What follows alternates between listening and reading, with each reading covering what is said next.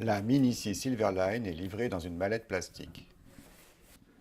L'outil est compatible avec le standard anglais.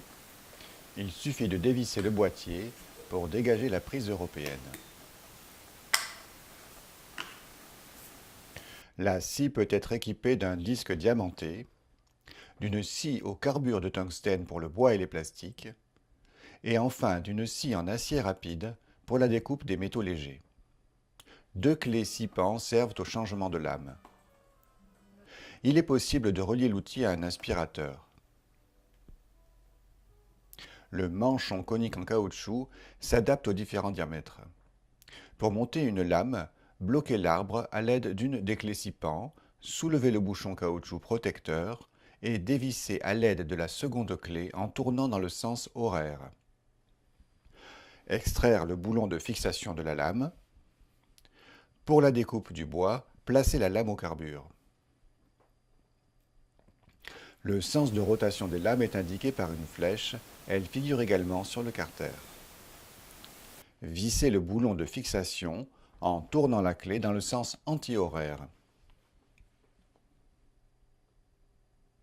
Serrez fermement, sans forcer. Refermez le bouchon protecteur en caoutchouc.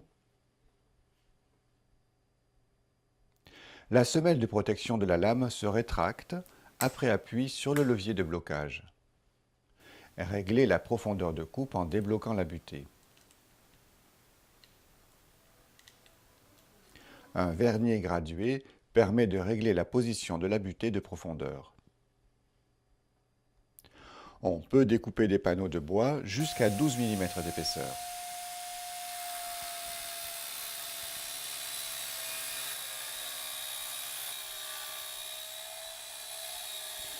L'axe du trait de scie est indiqué par un repère placé devant la semelle. La lame au carbure permet également de tronçonner des baguettes. Le disque diamanté permet de découper les matières minérales les plus dures, comme le grès cérame.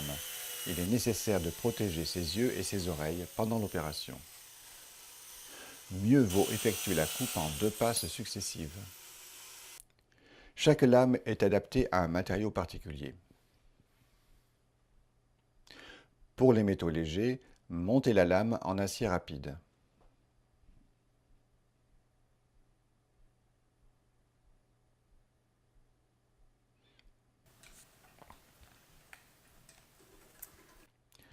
La lame s'est révélée efficace pour tronçonner un tube en aluminium et pour la découpe d'une plaque de zinc.